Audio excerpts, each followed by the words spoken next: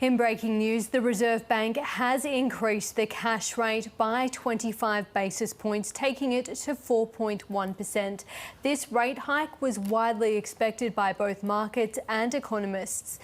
If we just recap that news just in, the Reserve Bank has lifted the official cash rate by 25 basis points. It is the second hike this year following a move last month and takes the official cash rate to 4.1%.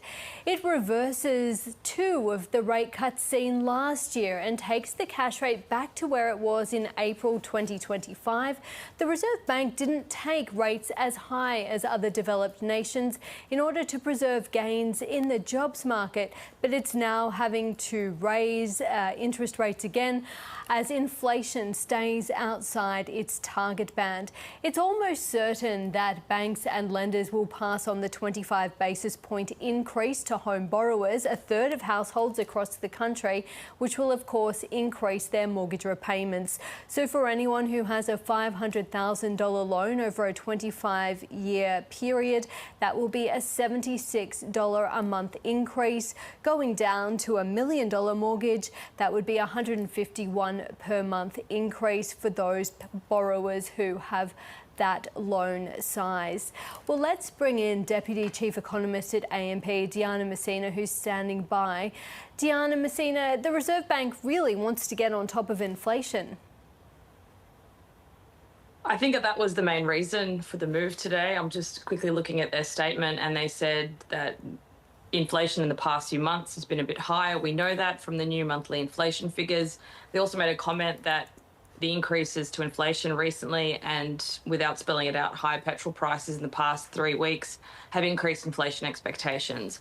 But what I found the most interesting from today's decision was that the board was completely divided. 5 voted for an increase and 4 actually voted for a hold. So it was a really close decision today. Yeah, absolutely. And you have to go back to July 2025, where there was market bets for a rate cut, and then the Reserve Bank actually held rates. And that was the last decision that was divided. Since then, It had been unanimous. So clearly, there's a lot of factors to take into account at the moment. Well, I think it's mostly around the two-sided risks at the moment. Yes, inflation has been creeping up a bit. And of course, high petrol prices, which have about a 3% weighting in the inflation basket, could add about 1 percentage points to headline inflation if prices stay at these current levels. However, that's also got a negative impact to consumption because high oil prices are basically a tax on spending. They crimp demand. And as much as petrol is sort of a necessity to some extent, people will try and cut back as much as they can if we see prices remaining at these high levels, or they will cut back. They will have to cut back through other forms of spending. So this is why I think the board was so divided, because there are quite significant downside risks to growth from high oil prices, and also just from the fact that we have had now 2 back-to-back rate rises. On my calculations, the average household is now paying about an extra $330 a month from higher rates and from higher inflation for those that have a mortgage in Australia. I mean, do you think the Reserve Bank, obviously was divided, but those in favour of lifting the rate, and obviously we don't have the names of the people, felt that they had to do it now because the Middle East war could make the inflation problem worse? It was probably the decision to get on top of it a bit quicker, and the concern from past inflation periods that if you let inflation continue to run a bit hotter, you run the risk that it really creeps further into many parts of the economy and that inflation expectations lift too much. So I think the Reserve Bank is just wanting to take control a bit faster. And I mean, there was, even before the war started, there was always a risk that we would have received another rate increase. And I think that the developments in inflation expectations have just accelerated that move. And I mean, the Reserve Bank has been at pains to point out that we haven't had rates as high in Australia as we have in other countries. Then they cut, and now they're having to raise interest rates again.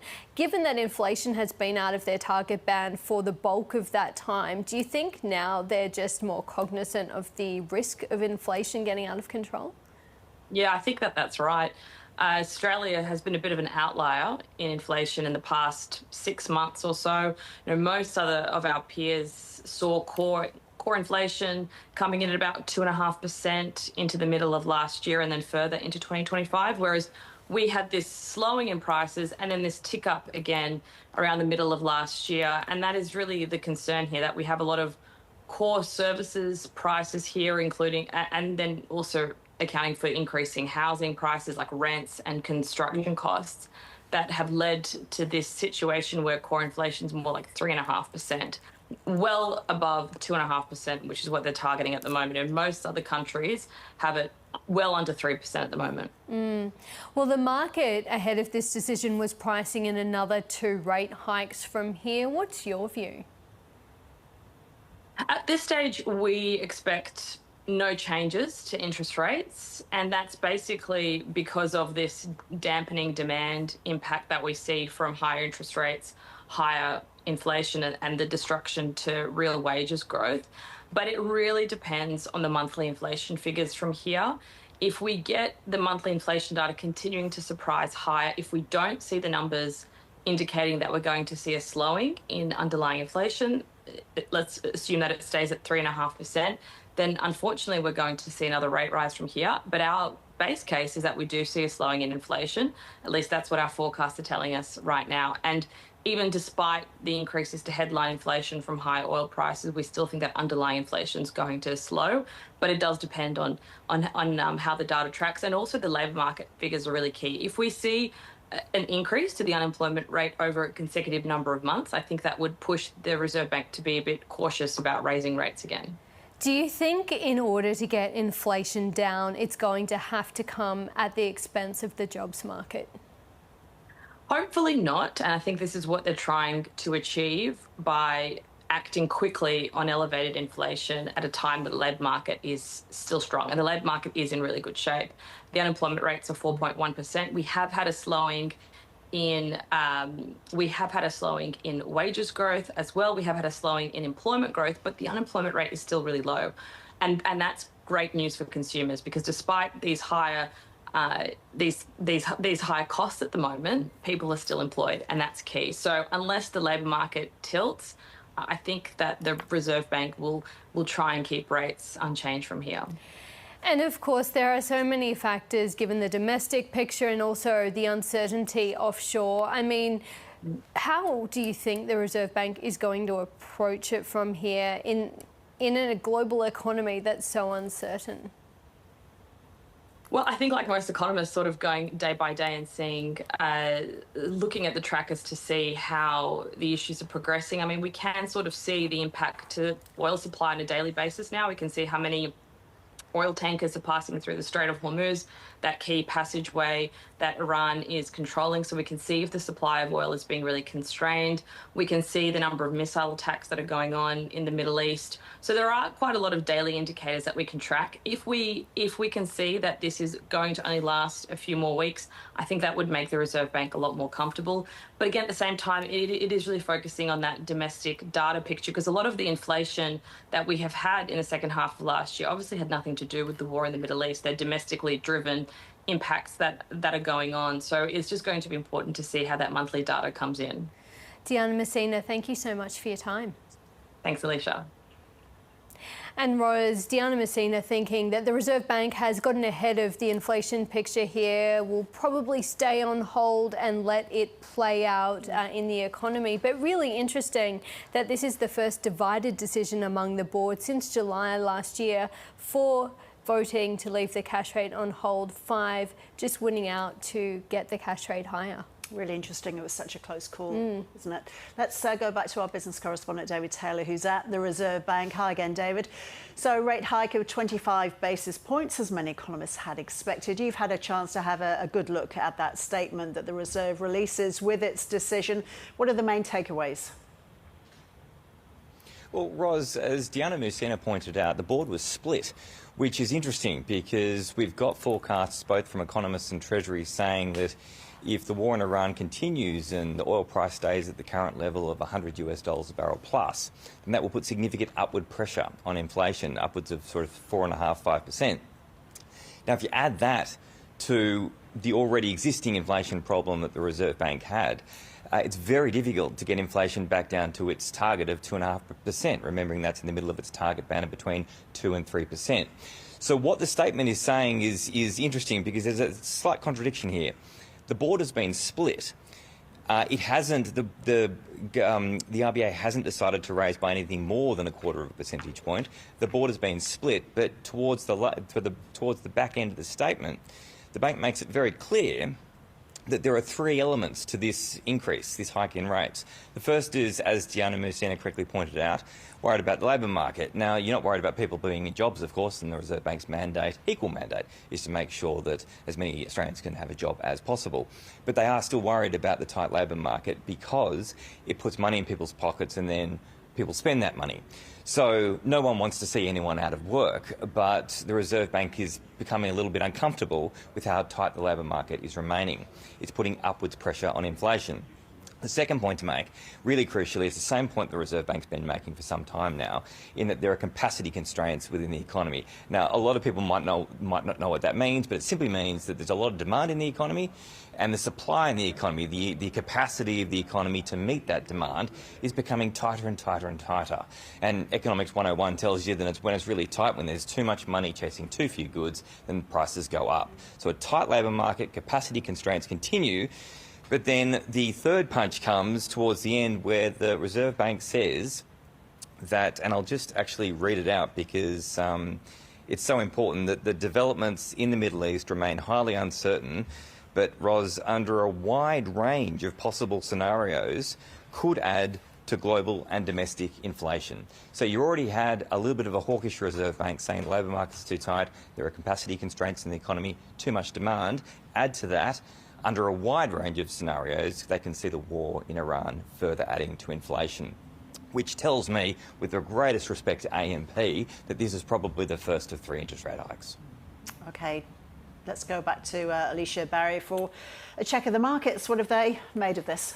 Well, the dollar was rising quite sharply ahead of the statement that was just released accompanying that decision. I mean, no one's surprised by the fact that the Reserve Bank has raised interest rates right now. But obviously, currency traders are taking it as a little less hawkish than perhaps they expected, because the dollar is down to 70.53 US cents. It was at 70.83 US cents. The market itself is unchanged. It's up about 0.2% at the moment. But interestingly, the RBA did say monetary policy is well placed to respond to developments, and the board is focused on its mandate to deliver price stability and full employment. So really putting both of those things there in this statement and doing what it considers necessary to achieve the outcome. So it appears that the market is reading this as the Reserve Bank will sort of just take it data as it comes, and developments in the Middle East as it comes, with the dollar just falling off the back of that statement. That's where we'll leave our rates coverage. Alicia Barry and David Taylor, thanks to you both. And another reminder that the Reserve Bank Governor Michelle Bullock will front the media at 3:30 Eastern Daylight Time. We'll bring you that live on the ABC News channel. So interest rates have gone up by 25 basis points. The extra housing costs will add to rising fuel prices, among other increasing expenses, making it hard for many people to make ends meet. Dr. Dominic Mayrick is CEO of Financial Counselling Australia and joins us now. Dominic, welcome. So today's rate rise is going to be tough for a lot of people, isn't it? It will be. It's going to mean, for some people, it's going to be a prompt. They're going to go, OK, I've really got a problem here. And for other people, it's going to mean some really tough decisions. What sort of decisions will people have to make? Well, we hear about people making decisions about balancing their housing costs against their healthcare costs or what they put in their trolley. So for the people who are calling into the National Debt Helpline and seeking services for financial counsellors, they're already doing it tough, and this will mean sometimes really having to go without. Dominic, there's very little discretionary spending going on right now because there's so little spare cash. Are a lot of people going into debt to pay for essentials? Yeah, it's a massive risk and a real trap to take on debt to cover those everyday expenses. We hear from a lot of people who are doing just that. Indeed, the second most common presenting issue on the National Debt Helpline towards the end of last year was already credit card debt, and personal loans register in our top 5. People are using buy now, pay later, and next time we have a look at our data, we'd expect to see that increasing quite substantially. Yeah. So what sort of numbers have you been getting calling in to the debt helpline, and who's calling in as well, Dominic? Yeah, well, we've seen about a 10% increase in both January and February on last year's numbers to calls. That's a big deal for us because these are usually our quiet months. So we're expecting a big year, and we are actually seeing a little bit of a shift in the demographics of people calling. So over 40%, 41% in the numbers to December of people who were in employment. About 30% of those in full-time employment, about 35% with dependents. So really hitting those people, those kind of middle-aged people in employment with mortgages at the moment. Yeah. So what's the message then from people who are getting in touch with you? Where are they hurting the most? So often it's housing costs, but I have to say, because most of us prioritise our housing costs, so our rental or our mortgage, it will mean that everything else is also behind. So energy is a big one that's also in our top 5. Paying for your phone, paying for your groceries, everything. So people are feeling it across the board, under pressure from all directions. And are you confident that when people ring in, you can help them? Yeah, getting help, particularly if you can pick up the phone or jump on the chat early, is the best approach. These are really skilled professionals who are non-judgmental and free and experienced at helping you to understand what your options are and giving you advice to take the next step forward and to kind of contain the situation.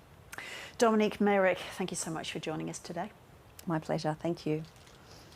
And if you or anyone you know is struggling with financial hardship, you can call the National Debt Helpline on 1800 007 007. So just recapping that news, the Reserve Bank has increased its benchmark cash rate by 0.25 of a percentage point to 4.1%. That takes it back to the same levels as a year ago. The move was widely expected on financial markets, which had priced in a greater than 70% chance of a rate hike today. We'll have continuing coverage here on the ABC News Channel, and we'll hear from RBA Governor Michelle Bullock at 3:30 Eastern Daylight Time. We're also expecting to hear from Treasurer Jim Chalmers and Shadow Treasurer Tim Wilson in the next half hour or so, so stay with us for that. Iraqi security sources say 2 rockets have been fired at the US Embassy in Baghdad.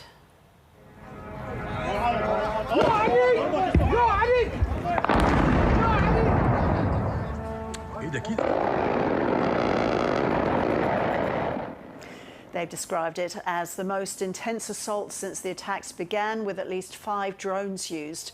There were earlier reports that a drone hit Al Rashid Hotel in the Green Zone, which houses governmental buildings, and the US Embassy. President Trump has reiterated his request for allies to secure the Strait of Hormuz, calling on China, South Korea and Japan in particular, who he says get a large percentage of their oil through the strait. Foreign policy expert Melissa Conley-Tyler says those countries have different factors to consider. I think what he's going for are who are the countries that have been most affected by the closure of the Strait of Hormuz. And, we can see that countries which are dependent for overseas oil are the ones who are going to be most hit. In the case of these 3, for South Korea, they've said they will consider. For Japan, they've ruled it out, and that has to be the case under Japan's current constitution, which is a post-World War II constitution that says that Japan can only have a self-defence force. It cannot have a military force that can go into other arenas. I find the China one very interesting, and I think what it shows to me is a lack of understanding of the way China has been seeing this. For decades, Chinese military thinkers have seen this as one of the two choke points that could prevent China's development, Strait of Hormuz and Strait of Malacca. If either of those are blocked off, that means that China as an oil-dependent country would be in terrible trouble. Now, they've been doing so much about this. They've been investing in renewables. We have whole Chinese cities which only have electric cars now. They've been investing in overland routes, and so that's where something like China's Belt and Road Initiative comes from, is to make sure that they're not going to be hit by this. So they are in no way as badly hit as the US or, say, India are by this situation. And how much are we hit here in Australia by this? A lot. Again, for Australia, you know, the sea lines of communication are absolutely vital for us. Australia said that we will not send a ship, so that's been made clear. I think we have a strong interest in a diplomatic solution to this, and I've got to say, if real people weren't actually involved in this, I'd almost be finding it funny to watch Donald Trump in real time realise that all this disdain he has for diplomacy and all this disdain for partners and allies, well, actually you need diplomacy because you need to talk to each other, and you need partners and allies if you can't do a thing yourself. So while he's working out in real time how diplomacy works, I think that the rest of us should be encouraging the US to have a very clear set of what its objectives are in this war, and then to be using diplomatic channels to try to open up a lifeline for the whole world in terms of oil. Just to return to supply for the moment, Melissa, Singapore's always mentioned in connection with Australia's fuel supply. How much of our fuel comes from there? Yeah, so we're lucky in a way in that our refined fuel comes from much closer to home, from Singapore, Malaysia, etc. We do get, however, they get some of that oil, obviously, through the Straits of Hormuz. I think, for me, one of the most interesting things about this is thinking about the way that NATO is responding and the Europeans are responding. So they have the same sort of dependency that, you know, Australia does. They have a lot of oil that's coming to them, but they're looking at this and saying, well, no, this was actually an illegal war to start with. Spain has been very clear on that, or even if they're not willing to go that far, they say, look, you've got to use diplomacy. We were not consulted about you going into this war. Coming now and demanding that we get involved is a bit rich. And NATO is a mutual defence pact, not a mutual attack pact. If any one of the countries of NATO is invaded, such as Greenland were to be invaded, then we will defend each other. But that does not mean we are going to support you in a more expeditionary war like this. So any precedents, Melissa, for this proposal from Donald Trump? Have we seen this sort of cooperation before at any time? Look, it is possible. And for example, in that area, there has been long-term European cooperation, which Australia has been involved in things like anti-piracy operations. So if countries choose and agree to work together on a common problem, they absolutely can do so. But in this case, you know, with the war raging, everyone would be concerned that they're being dragged into it. For me, one of the most interesting interesting players in this is thinking about India. So India is very, very dependent upon oil coming from Straits of Hormuz. They're also a real friend of Iran. So when I was in India recently, you know, the Deputy Foreign Minister of Iran was there. They, at the moment, are negotiating access for their own Indian ships, but they could actually play a useful role in brokering an agreement. And if I think of another example, like you asked, I would look at things like with the Ukraine war and making sure that shipments of wheat could still get out. There was a role in coming up with a limited ceasefire to enable that to happen, because the impact of things like wheat or things like oil, not just on Australia, but on the world's very poorest, is huge. And so anything that can be done to try to limit the scope of the war and keep those supplies happening would be a good service. Melissa Connolly-Tyler, thanks for joining us. Thank you. Twin sisters in New South Wales have discovered that they were born to a mother that they're not genetically related to after an IVF mix-up. One of the sisters accidentally uncovered the mistake last year after sending a DNA sample to a genealogy website. It's the second known case of an embryo mix-up of this kind in Australia. ABC journalist Elise Kinsella has more from Melbourne. One of the twin sisters, Sasha Safransky, she joined a genealogy tracing website last year, and it was a reason that had nothing to do with IVF. She was just curious about her dad's Polish heritage and wanting to learn more. So she sent away her DNA, and when the results came back, they were quite quickly confusing. So they said that she had no Polish heritage, and then they matched her with a complete stranger who also lived in the same coastal community. And the website said that this woman was her maternal aunt. So the pair started chatting and they quickly discovered this IVF crossover. So this woman's sister and her husband in the 90s had undergone IVF just at the same time as Sasha's parents had. And they discovered that they both used the same clinic. Both families at this point went and had further DNA tests at accredited labs, and those results came back showing a 99.9% chance that Sasha and her twin sister are the biological children of this other couple they'd never met. Do we know how this mix-up happened, Elise? Both of the families have hired lawyers to investigate, so they know that both couples were undergoing IVF treatment at Royal North Shore Hospital in Sydney at the same time. But what they don't know is actually how the mistake happened. So the hospital has said at the time of the embryo transfer that it had privatised the clinic already. Now that company no longer exists. It was taken over years later by another company, which was later acquired by Virtus Health, which also denies responsibility.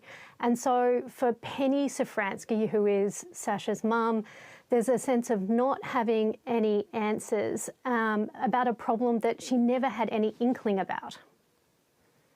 It never even entered my head that you wouldn't be, getting the embryos that were mine. So, Elise, why have Sasha and her mum Penny decided to speak out? For Sasha, it's really important that this very, very large IVF mistake was put on the public record, that it's not swept under the carpet, and the public does know that this happened in Australia in our IVF sector. She said to me it's really important that she gets answers for her mum and her biological parents, and she wants our politicians and regulators who oversee the industry to hear her family story and see the consequences of a mistake that is this large. But interestingly, she really does still support IVF. I think IVF is just incredible. I wouldn't be here without it. People wouldn't have their families without it, but it's just, you just have to get it right. So that's Sasha Safransky, who was talking about the IVF sector in Australia after last year learning that she and her twin sister were born to parents they are not biologically related to. Elise, thank you. And you can see more of the ABC's exclusive story with Sasha and Penny on tonight's 7:30 on ABC TV and ABC iView. Police are appealing for public help to find a man who threatened a woman with a gun in Sydney's West. The man, who was not known to the woman, threatened her with a handgun at a Lidcombe car park. He then left the scene in a white Subaru SUV, which had been fitted with cloned number plates. Superintendent Robert Toynton says the woman was shaken but not physically injured. There was an incident in the car park where a male has actually approached another vehicle and threatened the driver of that vehicle with a firearm. That male is described as a medium build, wearing a grey hoodie and had a balaclava on. Police are obviously very concerned about this incident, and we've been able to confirm with the CCTV that the vehicle that man was in was a Subaru SUV of type with standard roof racks. That vehicle has been sighted on CCTV leaving the premises a couple of minutes before the police arrived at the scene. If someone sights a vehicle, this Subaru SUV, and they believe it's involved in this incident, do not approach the vehicle, contact 000 immediately and ask for the police. Let's go to the Treasurer, Jim Chalmers, who's just appeared to comment on the rate rise we had about half an hour ago.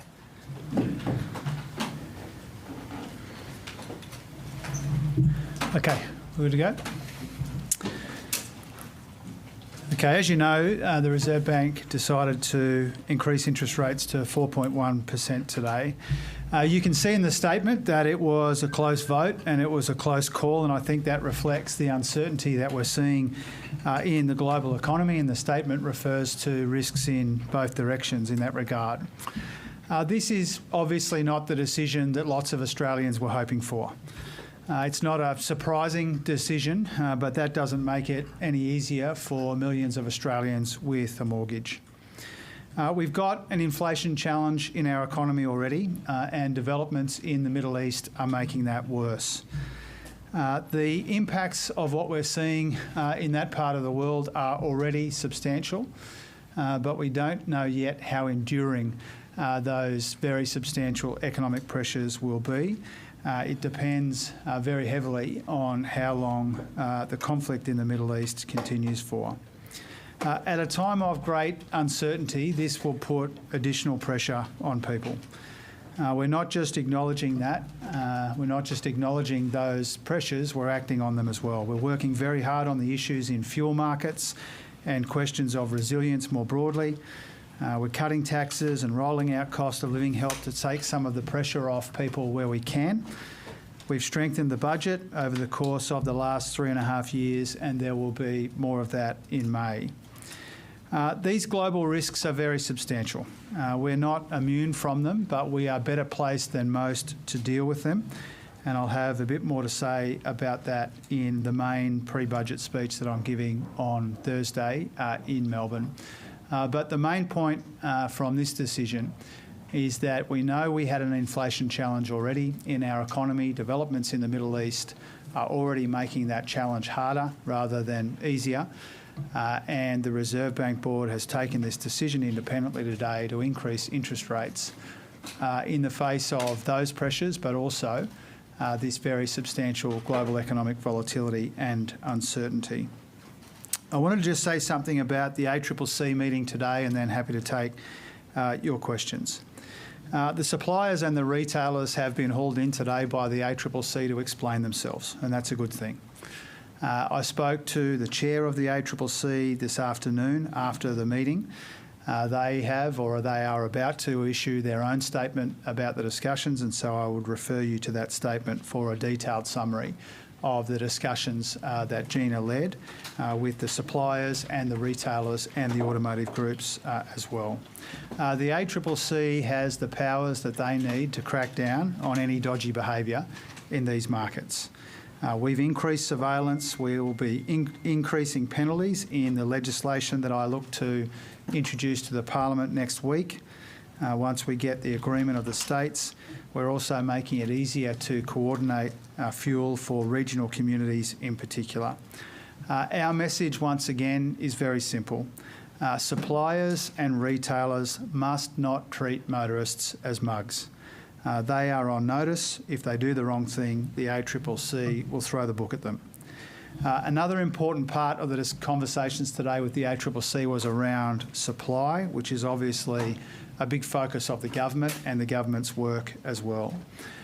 There was, around the table, I'm told, confidence that ships are en route and ships are arriving, that the supply is there, and there's a lot of work going into coordinating efforts in the regions in particular. It's also really important that the big players in the fuel markets don't treat this as a chance to mess with the independents who play a really important role in the bush. And so there's effort here, whether it's the ACCC with the government support, to make sure that the major suppliers can coordinate their efforts for the time being while there are these pressures, particularly in regional areas. But we want to make sure that they don't see that as an opportunity to shut out the smaller players or the independents. Those smaller players and independents play a crucial role, particularly in the regions, but not just in the regions. And we want to make sure that they are treated fairly as we go about this important work as well. And with that, happy to take a couple of questions. We'll start with Claire, then Katina, and then Granny. Treasurer, diesel has cracked the $3 mark in your home state. The average national mortgage has just gone up about $100 a month. There's warnings already of the fuel costs being passed on through things like groceries. Did the government do enough to give Australia a chance of absorbing the kinds of shocks we're seeing coming as a result of the war in the Middle East? Do you acknowledge maybe more could have been done? And what's your message to people who are looking at these cost of living pressures, knowing there's a tough budget coming down the line and holding out hope for help? Well, there's a lot in that, so let me try and step through some of the issues in your question. First of all, I think the average outstanding mortgage is $460,000, which is, this decision means an extra $73 a month, I think, but I accept that a lot of people have got bigger mortgages than that. For every $500,000 that people owe, it means about $79 a month. And so that is substantial additional pressure on household budgets, which are already stretched. I acknowledge that. What we've tried to do as a government and what we've done as a government really over the course of the last 3.5 years is not just to recognise these pressures that people are under, but to act on them, to respond to them in a number of different ways, whether it's cheaper medicines or more bulk billing or student debt relief, or most particularly the tax cuts, which when you add the 3 tax cuts together, they're about $50 a week for the average worker. We've tried to do what we can to anticipate and respond to these cost of living pressures which are real. You know, we don't pretend for one moment that the pressures on families and pensioners around the kitchen table, that those pressures aren't real. They are, we know that.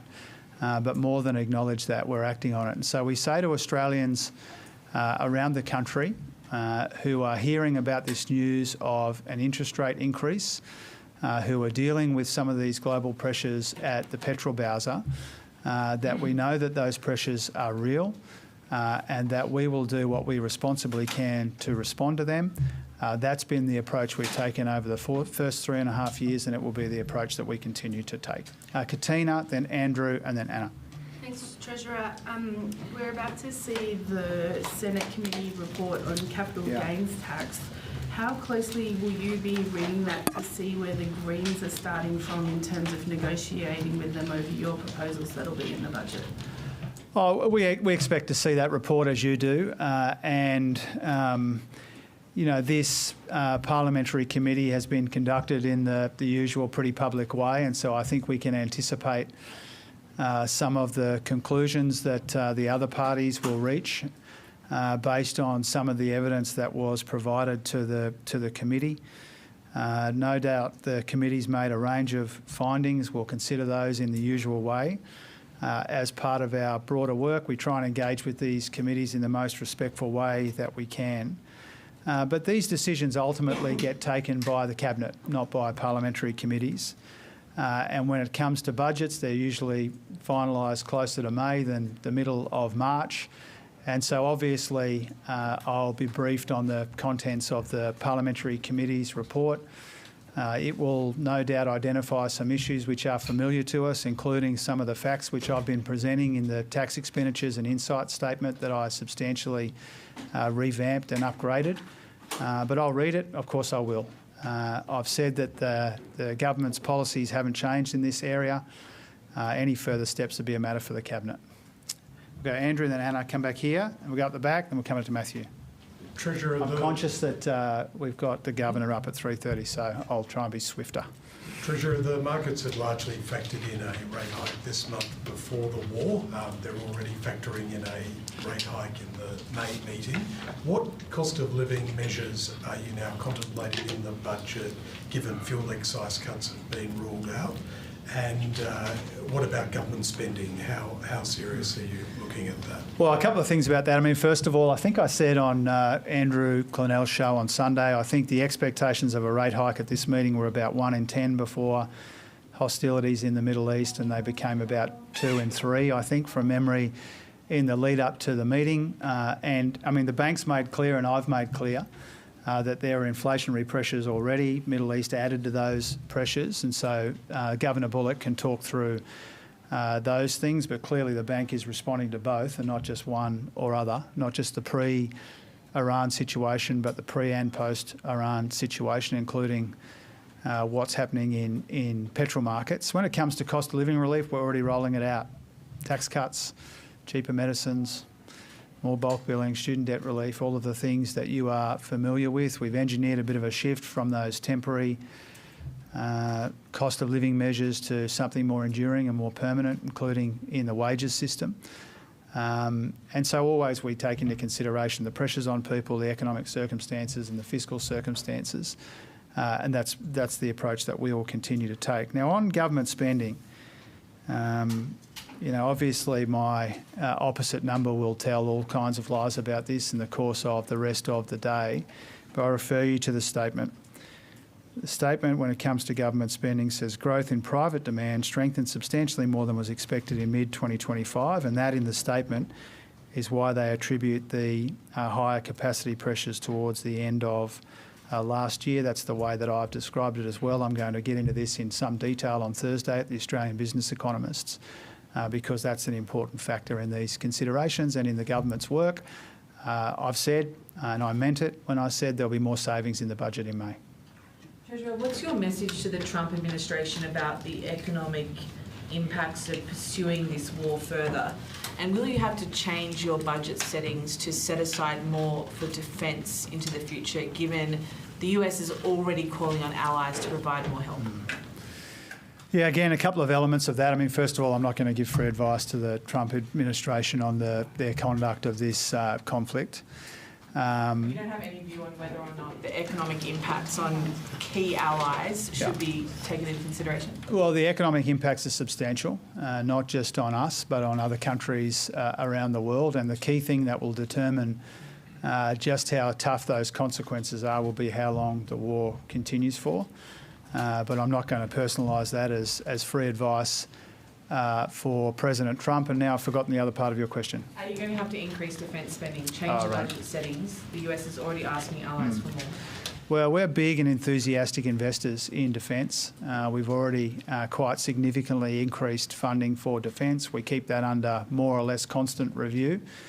As your colleague next to you and others will know, and you'll know from covering this from a long period of time, there are always pressures to spend more in defence, and we take them seriously, particularly at a time when the global environment is so uncertain. I'm obviously not going to front-run any of those discussions or any of those considerations that are led appropriately by Richard Marles and Paddy Conroy.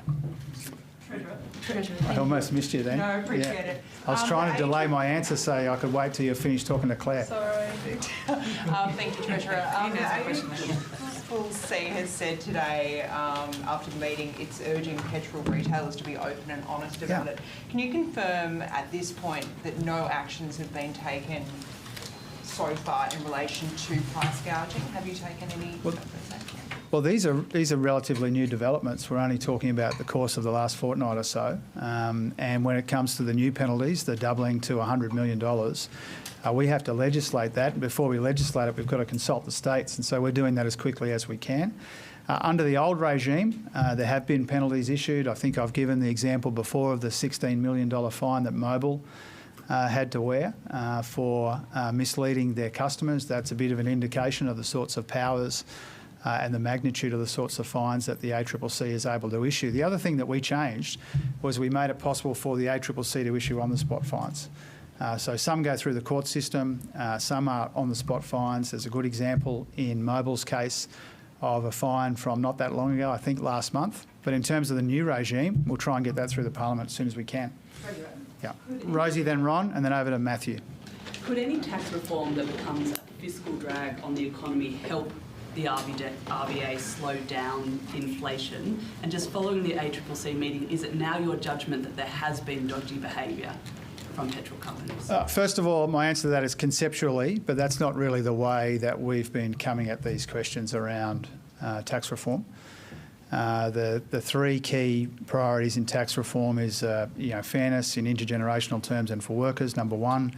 Number two, whether there's an affordable way to attract more investment in our economy, and thirdly, simplification. Those have been the guiding principles that we've been working through. And again, we haven't changed any of our tax policies or made any decisions and any changes to tax policy would be a matter for Cabinet. But I've said on a number of occasions now there's a willingness on my part to provide those options. That objective that you described to try and take more money out of the economy has not really been the thing that we've been focused on as we've been considering options on tax reform. On the ACCC, I'm sort of reluctant to go much deeper into a meeting that I wasn't at. I've had that good conversation with Gina, who's doing a terrific job, by the way. I mean, I spoke to her before dawn the other day on some of these matters, and her team. I wanted to give a shout out to the ACCC colleagues, and particularly the chair, for the work that they're doing. And she will be able to run through that and issue a statement about that. From my point of view, there have been concerning developments in prices, obviously, and the reason it's so important that they were called in to explain themselves to the ACCC today is because these price changes need to be justified, and if they're not justifiable, they're not possible to be justified, then the ACCC's got the powers that they need to punish people for that. That's as the system should be, and that's why I think this discussion today that Gina led is so important. Ron. You mentioned the legislation to double the penalties. That'll obviously come into effect almost a month after this sort of crisis erupted. Are you perhaps willing to backdate that to the start of the conflict in a way that, you know, punishes people and it's not just part of the cost of doing business? And during these periods, the commodities traders, the oil companies, the gas companies, they historically have made an absolute mozza, not necessarily for doing anything wrong, but just because that's the way the market works. Does this give you more cover, or does it give you a political coverage to say maybe they need to pay more tax in the future? I'm not seeking that kind of cover. On the first part of your question, I mean, we had already dramatically increased the penalties to $50 million. And given the ACCC the powers to issue those on-the-spot fines. And so we'd already taken some very substantial steps. And so it's not like there is no regime until the legislation comes in. And that's pretty swift, bringing legislation in that quickly. I'm actually obligated to consult the states for a much longer period, but I've asked them to come back much sooner so that we can get this moving much quicker. And a number of states have already responded. I appreciate that as well. Now, also, I wanted to kind of take the opportunity to remind people that, you know, the work we're doing with the ACCC, the work they're doing to get fuel into communities, the price surveillance, the penalties regime, you know, those are really important parts of what we're doing, but not the only work that we're doing. On supply, and here I credit Minister Bowen and the other colleagues, you know, releasing 20% of the MSO, relaxing the fuel standards, convening the National Coordination Mechanism, engaging with farmers and suppliers and the like. This is taking a lot of the government's time, and so it should. You know, this is a big pressing near-term issue that we're dealing with, and we're coming at this really from a whole bunch of different perspectives, coordinating our efforts in the government, and that's important. Matthew. Speaking of things taking quite a long period of time, 2.5 years ago, a parliamentary committee led by the late Peter Murphy produced the "You Win Some, You Lose More" report on gambling harm.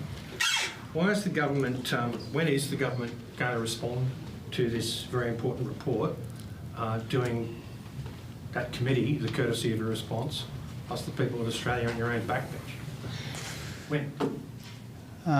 Well, we've done a lot on problem gambling, more than what a lot of people will acknowledge, but I also acknowledge that there's elements of that report that the government continues to work through. I don't have a final date for you on that. I don't have it's not something that I've been focused on every day. I think it's fair to say that most of us, if not all of us, miss Peter Murphy every day that she's not here. Extraordinary colleague, and very much missed. And her work's important, and we respect the work that she did before she passed. We've done a lot on problem gambling. We know that there are a lot of views about doing more, but that hasn't been the main thing that I've been focused on in recent days. I think you'd understand that. Tim, and then behind you, then we're done. Treasurer, this morning the Deputy Prime Minister suggested in one breakfast TV interview, I think, that petrol rationing longer term was possible, then appeared to soften his comments on that shortly after. Isn't the truth of this. If this war goes on long enough, a fear you've expressed, petrol rationing will be necessary in this country. Well, I think Chris Bowen said it best this afternoon, but also my sense of what Richard said this morning, I didn't see all of it, is that outcome is not something that we're anticipating.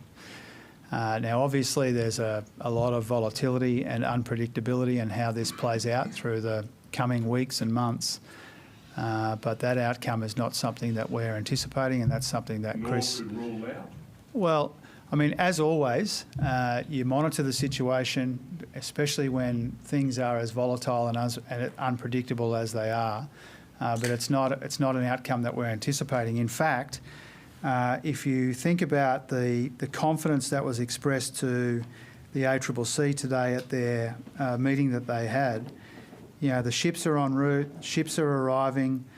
We've got very substantial stockpiles. We've released more into the system. We've relaxed the fuel standards. And so there is a level of confidence that we will avoid that situation that you are describing. And we're just being upfront in saying, obviously, when developments are as fast moving and as unpredictable as they have been over the course of the last couple of weeks, obviously we keep that the situation under more or less constant review. Now, on your final point that you made, Tim, in your question, really a big focus for us, all of us, but in my case, in terms of trying to land this budget, is that we need to not assume that when hostilities end, whenever that is, that things can necessarily very quickly return to normal. We're talking about a strait which is being sea mined. We're talking about infrastructure that has been damaged or switched off and can't just easily be switched back on. And so one of the things I encourage you to think about and write about and talk about, like we are, is we now know that the impact is very, very substantial on the global economy. How enduring that is really the key question now. It feeds into all of our assumptions and all of our forecasts about the economy and indeed the policy response as well. And that's why we've got a big focus on resilience at the same time as our focus on inflation, productivity and obviously the global uncertainty more broadly. Let's finish up. Treasurer, given that sort of households are facing sort of this dual struggle with higher interest rates and higher fuel rates, petrol rates, and that diesel has that flow-on effect on the economy when it comes to transport, agriculture, all of that, does that give more of an argument to lowering the fuel excise in the incoming budget? Oh, thank you. And that reminds me that might have been Andrew or someone asked about that. I didn't mean to skip over that lightly. We think there are other ways to help people with the cost of living, and we know that there are views about the fuel excise. It's not something that we have been considering, but we know that some people would like us to go down that path. Our job is to try and make the biggest positive difference we can to the pressures that people are under, recognising the fiscal constraints and trying to work out the best way through. And for us, we think the combination of cost of living help that we've got in the system is the right one. Tax cuts, all the work we're doing on wages in addition to whether it's in the health system and the like. We've expressed a preference or a transition to that ongoing cost of living help rather than the temporary cost of living help. And again, a bit like Tim's question before, it's not something we're considering. We haven't changed our view. It's not on the list of things that I've been working up for the budget or before the budget, but there will always be a range of views about whether we should go down that path. We obviously keep it under more or less constant review, respecting the views that are put to us. And you've got a follow-up and then we'll... Yeah. So with the increase in cost of diesel, that proportionally affects farmers, people in the transport sector. If not a blanket fuel excise cut, is there space for a more targeted sort of relief for those communities, especially in regional Australia, who are feeling the brunt? Yeah, well, first of all, we do understand that some of these pressures are being felt disproportionately, including in regional areas. We haven't been contemplating the specific course of action that you have just described. There is an interaction between a fuel excise cut and how it flows through to heavy commercial vehicles, which we can't ignore as well. But again, it hasn't been something that we've been working on. Katina, and then we better... I just wanted to double check something you said earlier. So the doubling of fines for petrol stations found to be gouging, that has to be legislated, yes. And it's not been legislated yet. So why have you and the PM and Chris Bowen and other ministers been saying for the past week that this is something you've done? because we are consulting with the states and we will legislate it, and we've already increased the penalties to $50 million and given the ACCC the powers to issue on-the-spot fines. And so we have changed our policy. This is something that we have done. We have to... Will the fines be backdated if they are issued in the future? Well, it'll be a matter for the legislation that I introduce when Parliament resumes next week. Parliament is not sitting today, and there's an obligation on us. We have to consult every state and territory and get their agreement on matters like this. Some of them have been very swift. I have no doubt that the others will come back to us soon as well. But this is fast moving and hoping to introduce that legislation next week when the Parliament returns. But that doesn't mean there's been no regime operating in the interim. In fact, there's been a much tougher regime operating in the interim because we put it in place. And that reminds me, by the way, that when it comes to these questions of fuel security, when we updated the arrangements towards the end of last year, 3 or 4 months ago, to make our fuel more secure and to take the necessary steps to do that, the Coalition voted against it. Thanks very much. Treasurer Jim Chalmers there speaking about this afternoon's rate rise. That is our breaking news this afternoon. The Reserve Bank has increased rates for the second time this year. The hike of 0.25 of a percentage point takes the cash rate to 4.1%. The RBA board was split on the decision to lift, with 5 in favour of an increase and 4 against. Let's go to Melbourne now, where Shadow Treasurer Tim Wilson has been speaking. Devastating day for Australian households, with the Reserve Bank being forced to increase interest rates from 3.85% to 4.1%. This interest rate hike means that Australian households will be incurring more than $27,600 each year in more repayments. For households that are already struggling under rising supermarket prices, rising petrol prices, this is a devastating blow for people who are already struggling to make ends meet. In response to today's announcement from the Reserve Bank having their hand forced, what we need from the government and from Jim Chalmers particularly is some humility and an acknowledgement of the responsibility the government has in causing this inflation crisis and the increase in interest rates. What we've heard from the Treasurer today in his press conference is that he is in a complete state of denial of the contribution that the federal government is having to increase interest rates. They continue to pour debt petrol on the inflation fire. There is denial about the contribution the federal government is making. There's a denial about the $100 billion more that Treasury estimates have outlined as being spent by the Commonwealth. There's a denial about the fact the Reserve Bank has called out that this is because of the inflation pressure, material inflation pressure from the last quarter of 2025. It's clear that the government is seeking to avoid the responsibility they have. It's clear that the government is ignoring the spending that it is contributing to inflation. It's clear that the government is denying their contribution towards a household pressure that they're putting Australians under. Australians need a government that is straightforward and honest about the pressure they're placing up on interest rates through debt spending, which is causing inflation. And even more devastating, the only response the Albanese government seems to have in the face of increased supermarket prices, increased petrol prices, and increased interest rates is to see whether they can add more taxes on Australian households who are already struggling to make ends meet in the forthcoming. That's Shadow Treasurer Tim Wilson there commenting on today's rate rise. Rates now sitting at 4.1%. Tim Wilson will be talking to Patricia Karvelas on afternoon briefing, which will follow the Reserve Bank Governor's media conference, which begins in a couple of moments' time. Meantime, Alicia Barry is with me in the studio. Hi there, Alicia. So, Reserve Bank clearly worried about inflation. Yeah, that's right. And it was divided, as you say, Ros. The Hawks wanting rate hikes won out with 5-4 against the Doves. The Reserve Bank highlighting that it's concerned about the Iran war on both inflationary risks and also hits to growth in our economy. And this, of course, is the second rate hike after a series of cuts last year, which takes our interest rate back to where it was between February and May last year. And of course, home borrowers are going to feel the brunt of this, with repayments set to rise. So what's the outlook for rates from here?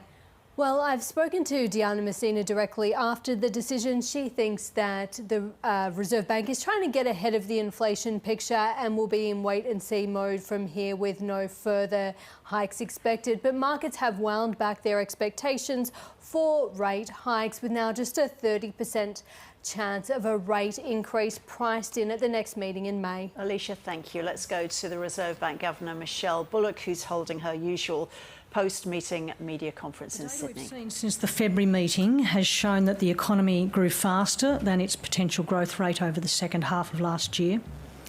The labour market has tightened a little recently rather than being stable as we'd expected, and underlying inflation remains high. Taken together, the data suggests there is slightly more excess demand in the economy than we thought in February, and inflationary pressures are therefore somewhat greater. This is before considering what higher energy prices arising from the conflict in the Middle East could mean for our economy. Higher petrol prices will add to inflation, but they're not the reason for today's decision. Inflation was already too high, reflecting the fact that demand is outstripping supply. Higher fuel costs will not slow demand enough on their own to address this. If we do not act, these price pressures will spread and the eventual adjustment would be harder. This all suggests that the risks to inflation have tilted to the upside. We must also ensure that higher inflation does not result in inflation expectations drifting up. Short-term expectations for inflation have moved up a bit, but we need to ensure that this does not translate into higher inflation expectations over the longer term. Longer-run inflation expectations will only remain anchored if people are convinced that we will take action to bring inflation back to target. The board concluded that the cash rate was not at a level consistent with returning inflation to target within a reasonable time frame. If the Middle East conflicts get worse or are not resolved soon, higher fuel costs will push inflation here even higher. There's also a risk that global growth slows, which could flow onto lower growth here. But even abstracting from the global environment, domestic inflation remains too high and high inflation hurts all Australians. We had a very robust conversation over the past 2 days about whether we should hold until May. This would have given us an opportunity to consider more data on inflation and the labour market, and it would also have perhaps provided a bit more clarity on the potential impact of the conflict in the Middle East. But the discussion was very much centred around the timing of a rate increase. All members agreed that another rate increase was needed to address domestic inflationary pressures. Ultimately, with inflation that is already too high, the balance of risk tilted to the upside in inflation, the board decided raising the cash rate was the right call. The board will continue to be guided by incoming data and what it tells us about the economy and the outlook. Thank you, and I'm happy now to take your questions. Thanks, Governor. Patrick Cummins from Guardian Australia. There was obviously a split decision. 5 voted in favour and then 4 voted in favour of a hold. The statement comes across as you're quite a united almost vision of inflation and the need to hike the interest rates. But the split decision would suggest that it was a lot closer run than that. Can you tell us a little bit more about what the arguments were in favour of holding the cash rate? Were they worried about the growth outlook and the ultimate impact of the global energy shock? What were the main reasons? So I mentioned it in my opening remarks, but it's worth mentioning again. The things that all the members agreed on were that inflation is too high, that there are still inflationary pressures from excess demand in the economy, and that inflation expectations, we need to make sure they're anchored. Where the difference was in the timing. The members that voted to hold were voting to hold in a hawkish sense. They were still focused on the fact that there's probably need to be another rate rise. The reason for holding, I think, was twofold. One was that with all the things going on in the Middle East, it wasn't quite certain what was going to happen there, and it could be quick and it could all be resolved. Or if it wasn't, what the potential implications of that might be for growth in the world economy and growth in Australia. And so maybe it was prudent just to wait for another few months and just sort another 7 weeks, which is to the next meeting, and just see. So the uncertainty was a big thing there. The second thing was, again, some more confirmation in data from labour market and inflation in particular, that we are where we thought we would be. It harks back a little bit to the July decision last year where we had a split vote. You'll remember coming down. The minority wanted to go in July and the majority decided to wait. Similar concept. So the issue wasn't the direction, the issue was really the timing, and it came down, I think, to different judgments. Reasonable people can differ, I think, in the circumstances we're in and where the risks lie and the relative weights they put on those risks. So I'd say they put more weight on the uncertainty and wanting a little bit more information and certainty before moving, but the direction wasn't the issue. Thanks, Governor. Leah Yurkovich from the Australian Financial Review. Given the options seem to be raise rates or a hawkish hold, was there all that much debate about how much the board will continue to lean on the full employment side of the mandate? And did the board discuss their tolerance at all for needing to generate some spare capacity in the domestic economy to offset these repeated inflation shocks? So, yes, the labour market always gets a good going over. And I think there's general agreement that the labour market is in a much better place than we thought it was, and that the risks now are more on the upside for inflation than they are on the downside for employment. That doesn't mean there wasn't a good debate about it.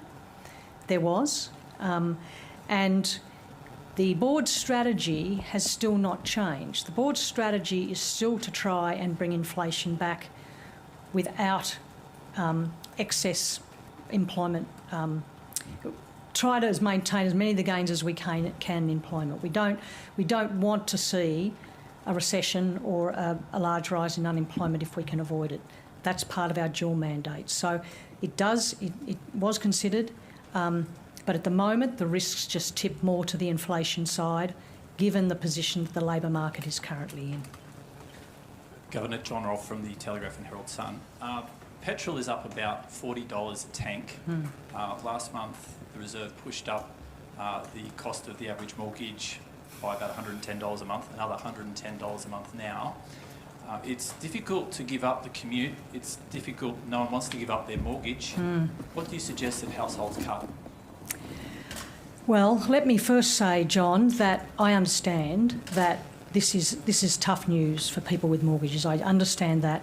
And the fact that petrol prices are up so substantially as well is just another problem. My issue, though, is that, and the board's challenge, is that if we don't raise interest rates, and we're going to see second round effects coming from petrol prices and fuel prices, they'll go into supply chains, obviously it's going to go into businesses' costs and so on. If we don't bring the excess demand down, then businesses are just going to build that into their costs. So it's going to be even worse for everyone. So I personally cannot tell people how to manage their finances, but I do understand that it's going to be tough for some people, and this hit with the fuel prices and this additional rise in mortgage rates is going to be hard for some people. I do understand that. But it'll be much worse if inflation gets built into the fibres, and then we will see the costs of everything going up, and that will be a much worse outcome. Governor, Chris Collar from 9 News. Following on from John's question there, do you think the Reserve Bank has a communication issue, or is there an understanding issue among Australians? Because millions of them will be saying this afternoon, okay, my fuel bill has gone up, the cost of everything's gone up, and now keeping a roof over my head in the form of a mortgage or rent goes up as well. Are they on board with the plan here to get inflation under control or not? So we have tried, I think, very hard to explain why it is that we only have one instrument, and that is the interest rate. And the interest rate works through a few channels, and I'll try to set them out in simple terms. The first is obviously what we call the cash flow channel. So that is those people that have mortgages pay more on interest, and that means that they have less spare money. So that's the cash flow channel. There's two other channels. There's one which is basically if you put interest rates up, people are encouraged to save more and spend less now. So that puts a bit of downward pressure on demand.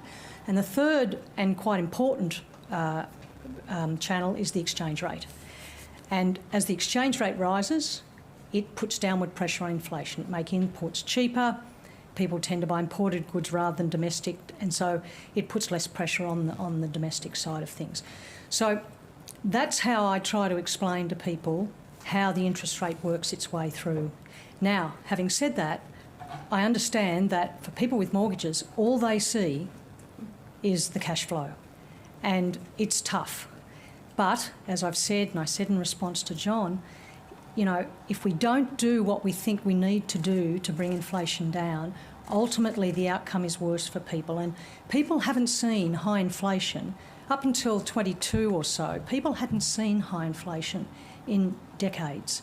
And that gave people a taste of what, if you let inflation get a roll on, how hard it will be continually for people. So it is hard, I understand that, but it is the only instrument we have, and it is important that we get inflation down. Thank you, Governor. Governor Edward Boyd at Sky News, you mentioned the word recession just a minute ago. I mean, if the war in Iran continues indefinitely, Strait of Hormuz remains shut, I mean, how concerned is the RBA board about this looming recession risk? Well, we don't know what's going to happen in that context, and in fact there's been lots of predictions that the world economy would, particularly after the tariff problems in early 25, that the world would go into recession. That abated, and the world economy actually ended up doing okay, doing quite well in some cases. It's still possible, if this resolves, that everything will turn out okay. Having said that, the board is alert to risks of that nature, and if circumstances change, and if it does look like the world economy is in big trouble, and then that will have different implications for inflation, and we will be looking very hard at what we need to do in those circumstances. That's all by way of saying that the board is going to be monitoring this stuff very closely, and if we have to change tack, we will. Matt Cranston from the Australian. Last week, well into the Iran war, UBS put out a note and said this, direct quote, "Australian government payments are booming 8% year on year.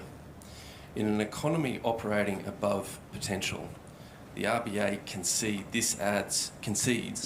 this adds to capacity and inflation pressure." In the December quarter, we saw that public demand increased or grew more than twice that of private demand. And in your statement today, you do make mention of the composition being a surprise in the December quarter. My question is this: how much more difficult has that really high rate of public demand made your decision today? And in your attempts to address excess demand, what would be better? A slight easing in private or public demand, or both? You're asking me to make a value judgment, which I'm not going to make, Matt. You know as well as I do that aggregate demand is C plus I plus G plus X minus M. That's what it is. And so therefore, if G goes up, then that adds to aggregate demand. If I goes up, that adds to aggregate demand. So we take that as given, and we set policy appropriate for what we think will be enough to bring aggregate demand in line with aggregate supply. Value judgments on private versus public are not for me to make, they are for the government. Hi, Governor. David Chow from ABC News. My question is, if necessary, would you be prepared to put Australia into recession if that's what it takes to bring inflation much lower? Well, we don't want to do that, David. The strategy, as I said earlier, is still the same. We still want to bring the output gap down at the same time as we bring inflation down. And we've been trying to do that, and we think we had some success, but inflation has sprung up again. And so I wouldn't say we want to do that, but the bottom line is that in the end, if we don't have low and stable inflation over time, we won't have full employment. It doesn't work like that. Best contribution we can make to full employment, and in fact to things like investment and productivity and so on, is to have low and stable inflation. So we do need to keep our eye focused on that ball. We don't want to have a recession, but if it's hard to get inflation down, then, you know, we're going to have to deal with that, possibly. Thanks, Governor. Matt Wade from the Sydney Morning Herald. Two parts to my question. One is, what would be the effect on the economy if oil prices stay at $100 a barrel or indeed move higher to, say, $150? Has the bank investigated or modelled that type of scenario if it was to remain that way for an extended period? Yeah, and if so, what did you find? And my second part, I was going to also say it was a split decision. My question is, if the bank has kind of got mixed views, or the members of the committee have mixed views, how can borrowers have full confidence that it was the right decision? On the second one, I think they should take a great deal of confidence in the fact that it was a split decision, because it shows that the board, unlike some people think, actually actively debates and challenges, and we bring lots of different views to the board. So I think that strengthens the decision-making process, not weakens it. It's actually a much better decision-making process, and I think that demonstrates it. We haven't fully modelled, in answer to your question, we've done some modelling on sort of just very first-round pass-throughs of petrol price rises to inflation, and but we haven't done any modelling on potential impacts if the war goes on and there's continued. So that's something obviously we're looking at. I think Treasury's looking at as well, but we haven't done anything on that yet. Hi, Governor. Stella Cho from Reuters. Did the RBA recommend a rate hike to the board at the meeting this week? Because it does feel like you and Deputy Governor, you're pushing for the case to hike before the meeting. And if you can't tell us that, are you defending a rate hike you didn't personally vote for? Okay, I'm going to answer neither of those. What I will say is, no, I won't tell you what the recommendation was. What I would say, though, is that you characterise the Deputy Governor and I of actually agitating for a hike in our comments. I would actually push back against that entirely. All I said in my remarks was, my fireside chat was that March is a live meeting. Every meeting is a live meeting. There is new information. That was what I said, right? And the Deputy Governor, as far as I can tell, reading his remarks, was that here is the arguments for, here is for holding, here are the arguments for raising. He did not express a view one way or the other. So I would push back against that, but I won't tell you what the recommendation was. But again, I would go back to the point that this was a very active discussion. The direction wasn't the issue, it was the timing. Oh, hi, Governor. Tom Richardson from the Nightly.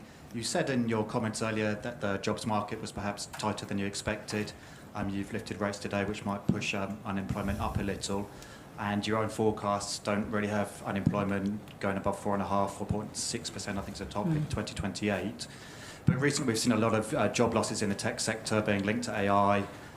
You see these forecasts for a horrendous jobless rate, 5, 10, 15%. I think I saw PwC saying 30% of jobs could be automated by the mid-2020s. So those, you could call them doomsday forecasts or doom-mongering forecasts, don't seem to be incorporated into the bank's own forecasts at the moment. Can you just comment on that? And if can you just comment on that? Thanks. So, yeah, I see lots of those anecdotes as well and lots of those doomsays as well, but we're not seeing it show up in the unemployment rate, the underemployment rate, and we're not seeing it show up in things like the forward-looking indicators like vacancies, job openings, layoffs, those sorts of things. So notwithstanding we hear a lot of these anecdotes. I don't know the answer to that, but the only point I would make is that what you're talking about in those circumstances, if those doomsday scenarios come to bear, is we're talking about a structural issue in the employment market, and that goes to what is the inflation, what is the full employment that is consistent with low and stable inflation. And in those circumstances, with structural issues in the employment market, we can't address those. That's something that has to be addressed more by government policies and how to retrain people and how to... So that impacts what is the employment, the unemployment rate, if you like, that can be sustained with low and stable inflation, but there's nothing we can do about that. Governor Cécile Lefort from the Financial Review. Does today's rate hike represent a front-loading of tightening, and does it reduce the chances of further tightening? And I realise I don't give forward guidance. Yes. Markets are still pricing at least one rate hike for this year. Yeah. Look, it doesn't say anything about the forward path at the moment. It was felt, for the reasons we set out, that because of the excess demand that's still in the economy, the starting point that we're in, that with we've now got an additional external inflation impulse, which has the potential. We can't do anything about the inflation rate that's going to pop out in the next few quarters if the current oil price is sustained. That will just be what will be. But what we might be able to do, and what we're hoping to do, is bring the excess demand down so that as that washes through, we'll end up with less pressure on the second round effects. That's what we're hoping. So that's the reason for it. Now, what does it mean? I don't know. It's going to depend very much on what else happens, because as we've already discussed, there could be some really bad outcomes for the world economy if the current conflict gets worse. So those are the sorts of things we're going to have to consider. So I can't give commitments one way or the other. I can't say whether or not this has just ended up being a front loading or the first of many. But I would just highlight that what we are trying to address here is a domestic demand problem. It's a domestic demand problem is the wrong way of putting it. Domestic problem. It's a issue to do with excess demand in the Australian economy relative to the supply. That's what we're trying to address. Hi, Governor. Cameron from Newswire. Consumer confidence data out today shows Australians are feeling as bad as they did at the start of the COVID pandemic. I guess, how will that impact the decisions you're making moving forward? Yeah, so it all depends on how confidence flows through into what people actually do in terms of spending. And confidence has been low for some time, but the consumers have been continuing to spend. So there's this issue about the relationship between consumer confidence in these surveys and what people actually do. I think the consumer confidence numbers for some time have been reflecting basically concerns about how much things cost. How are people reacting? Well, we know that people are reacting often by looking for bargains. We hear this through our liaison, that people are consuming, but they're looking to spend in smart ways. They're looking for sales and discounts and so on. So, yes, we look at consumer confidence, but ultimately what matters is what people actually do. And that's what matters for demand. Thanks, Governor. Brandon Howe from Capital Brief. To follow on an earlier question, market economists have been interpreting Deputy Governor Andrew House's podcast with The Conversation last week as a signal for what the Monetary Policy Board would decide today. Just wanted to confirm, do you think they were wrong to think that this was signalling from the RBA? And do you think it was potentially a misstep from the RBA to have the Deputy Governor speak so close to a policy meeting? Yeah, thanks, Brandon. So, yes, a misinterpretation. I think if you read what he said, you'll see he was giving an argument on both sides. It would be entirely inappropriate, and I've said this before and he would agree with this, for either of us to front-run the board, because you don't know. The board might disagree with you. So it's not it wasn't a signal that this was what the board would decide, because we can't say what the board will decide until the board sits and meets. That podcast had been scheduled for some weeks. It wasn't sort of hurriedly scheduled just before the blackout and in the middle of the conflict. It wasn't done like that. It was done weeks in advance, although I believe it wasn't clear to the market economists that this thing had been organised so far in advance. So maybe a learning for us is make it clear a little bit more in advance that this is coming up and it doesn't come as such a surprise. Governor, hi, Juliette Sali from Ausbiz TV. In one way, energy prices are a tool against inflation. They're going to cause people to spend less, as other people have highlighted. With this rate hike coming so soon on the back of the February one, is there a concern you may have made a policy error, or that your tool, which you continue to say you've only got one and it's blunt, is structurally broken? Thanks, Juliette. I don't think it's structurally broken because, as I said earlier, it works through three channels, one of which is the cash flow and the petrol price rise. So that is also effectively affecting people's cash flow. So it's going to impact demand in some way, to the extent that people have got constrained budgets, and many people do, I know. So that is going to be hard. Some people might have to make tough decisions on what they do with transport, but basically it's pretty inelastic. There's not a lot of room to move, I don't think, on that. So that is going to have a cash flow impact. But the interest rate does have those impacts through those other channels. And I come back to the exchange rate channel again, because it is very important. As it rises, it makes imports cheaper, it puts downward pressure on inflation, and that helps. If we don't raise interest rates, then we don't get that impact, because that works because of our interest differential between us and the rest of the world. So I wouldn't say it's broken, because it works through these other channels, but I do understand the point you're making, and it's hard because not only have you got this completely exogenous shock to the amount of money you're spending on petrol, but now you have got, unfortunately, an interest rate increase on top of that. And I can tell you the board did not make this decision lightly.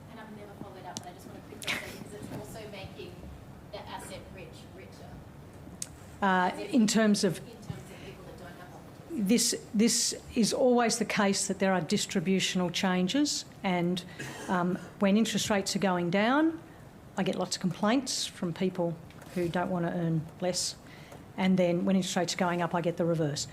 This is just a fact that interest rates do have distributional consequences, but I come back again to the point that high inflation hurts absolutely everyone. And so that is why we need to focus on that. If that gets out of hand, then that is bad for everyone. And particularly, I would say, for people who are on low and fixed incomes, and they typically don't have mortgages at all. They're in the renter bucket. They're the ones who are particularly badly hit by inflation. Sophia Rodriguez from Central Bank Intel. A different take on the previous recession question. Given persistent inflation risks, how long will you wait before declaring a shift in your monetary policy strategy to just acknowledge that we need to create some spare capacity to get inflation to target? Perhaps this language could help manage expectations. So this is a really interesting debate, Sophia. Do you need to create a negative output gap in order to get inflation back down? We have, in our outlook, we think if we can bring the output, the positive output gap, if you like, down to zero, then that will help to bring down the pressure and we will bring inflation down with it, provided inflation expectations stay anchored. So we still think that strategy can work, and that is still the strategy. I know that some people say you actually need to create a negative output gap, so you need to have some sense in which you get spare capacity to get it down. That's sort of not our strategy. Our strategy continues to be to try and bring the output gap down from the positive, and with anchored inflation expectations, which will only stay anchored if people think we will do what we need to do to get inflation down. So, thank you. Governor Swati Pandey from Bloomberg News. RBA is one of 8 major central banks which is holding its rate decision this week. All other major central banks, BOE, Fed, they're all expected to leave interest rates unchanged. So RBA has been an outlier. Would you have hiked today if the Iran war had not broken out? I couldn't answer that sort of hypothetical question about what we would have done in the absence of the war. What I can say is that certainly it heightened our concerns about inflation on an ongoing sense. So, as I said earlier, inflation is going to go up in the next few quarters if petrol prices stay where they are, if oil prices stay where they are. That's a given. We can't do anything about that. What we can watch for is the second round effects, and so that was the sort of, it really is about the starting point for us relative to others. We started in a position of excess demand. Other countries didn't. Having said that, if you look at what's happened to interest rate expectations for those other central banks, they're on holds. They were cuts. So the whole curve for most countries, Japan's an exception, won't go into it, but for most of those countries, they now have, Bank of England, for example, does not have a cut, and I think might even have a small hike in there now. So the whole Middle Eastern situation has resulted in obviously concerns about inflation, and as a result, a lift in expectations for central bank interest rates. Hi, Governor. Jacob Stamen from AAP. As you mentioned earlier, households are already doing it tough with petrol prices going up. This is only going to make it harder. The temptation for governments would be to put in place cost of living measures like cutting fuel excise or energy rebates. What impact would these measures have on underlying inflation? Thanks, Jacob. So you'll recall that what we've been doing is, in recent year or so, focusing on underlying inflation, not because that's our target is headline inflation, but headline inflation has been thrown around quite a lot by these, particularly the energy subsidies. So they bring inflation down a long way, and then as they come up, inflation pops up, so it's very volatile. So that's the reason for focusing on underlying, but our target is headline, and ultimately they will come back together. I don't know what governments are going to do, but if there are subsidies for certain things, then yes, that will have an impact on headline inflation, depending on how big those sorts of subsidies are. On underlying inflation, it depends, because underlying inflation is about trimming out the sort of the edges, the very high, the ones that are increasing by a lot and ones that aren't increasing by much or decreasing, and then taking the middle sliver, if you like, or the middle chunk. So if those subsidies, if they did do that, like they did with the petrol subsidies, they tended to get trimmed out, and that was the focus for underlying. So underlying can be affected, but probably less so than headline. Governor Jonathan Shapiro from the Financial Review. The cash rate's at just one hike away from being at its previous peak, and the market is forecasting that it will go above. Just wonder if you can give us some guidance as to the previous rate hiking cycle, where interest rates got to, given the current set of mixes when rates were previously at 4.1% and 4.35%, whether it's currency, household budgets, etc., for some guide about how much further, how much more tighter monetary policy needs to get to achieve its objective. Yeah, look, So let me go back to history. So the hiking cycle, the increase in interest rates that occurred from sort of mid-22 up to 23, it's very high and fast. But remember, it was coming from zero. And we were very, very accommodative. So we had to first of all remove all the accommodation, and then we had to get into what might be restrictive territory. Now, there isn't one sort of individual cash rate that necessarily represents restrictive or non-restrictive. We do talk about neutral rates, and we do watch those sorts of things, but they're theoretical concepts and they're difficult to measure.